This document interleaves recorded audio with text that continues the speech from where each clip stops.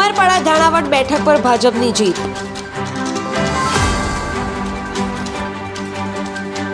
તાલુકા પંચાયત બેઠક 1094 મતની લીડથી દીપિકાબેન વસાવાની જીત।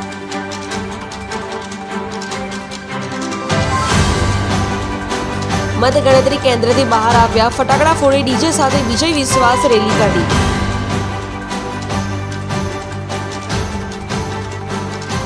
ઉમરપાડા વિસ્તારમાં રેલી કાઢવામાં આવી।